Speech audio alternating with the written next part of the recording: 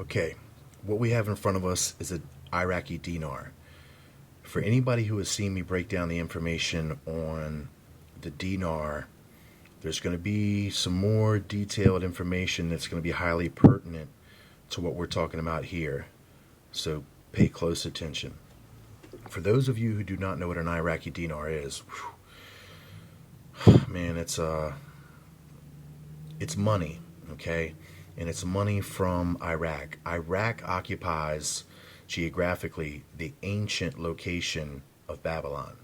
Okay, so modern day Iraq is in the same location of ancient Babylon from the Bible.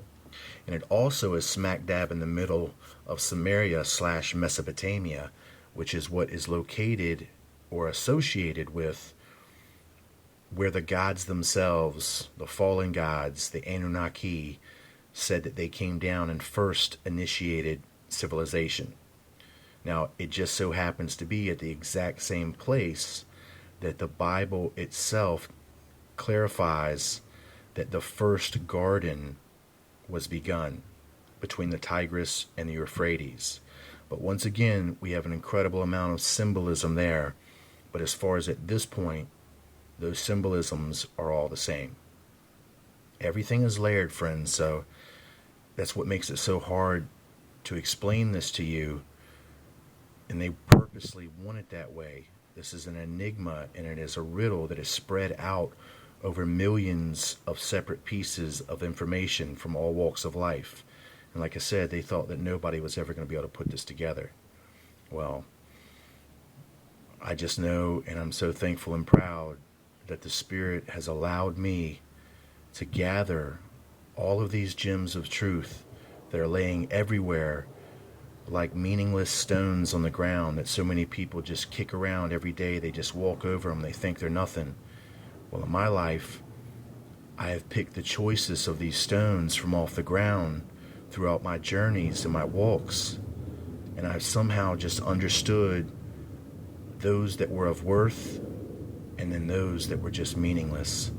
And I have got an incredible collection of gemstones of truth that have increased, as I've stated before, my mental finances.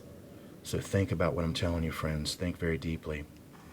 I want you to notice here before we begin, this wavy water, this egg shape, and then you're going to see the serpent underneath. That's no accident. It's going to tie up with everything that I was telling you thus far about the ages. I want you to notice real quick right here. Take a nice, good look at this watermark image that you're beginning to see, which is looking like a pale horse. Does anybody remember reading the book, A Pale Horse by William Cooper? Or do you understand that term that comes from the Hebrew Bible? Well, evidently these guys who made this document do. Okay, there's a good look. Now let's look at what this document is going to tell us. It's going to pair up perfectly with what we just read in Isaiah 34. This document, now it's money, it's a note. This document tells us, number one, the return of the ancient ones, when it will be, who their leader is, their connection to the alien deception, their connection to the scriptures. It reveals who they're going to destroy, that some of civilization will be damaged. It connects Israel to the Anunnaki. That's the important one, friends. This is what's going to show you how our Bible got the way that it is, how that it is written in two forms.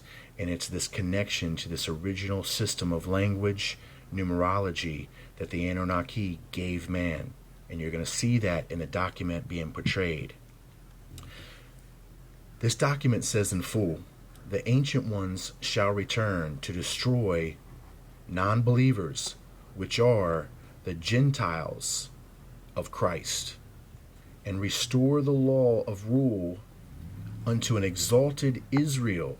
Now we're talking false Israel, false nation witnesses. They're represented by the olive branch. Look at our own money and look at the olive branches, friends. We're going to see the Freemasonic connection and the Zodiac connection. I'll be back.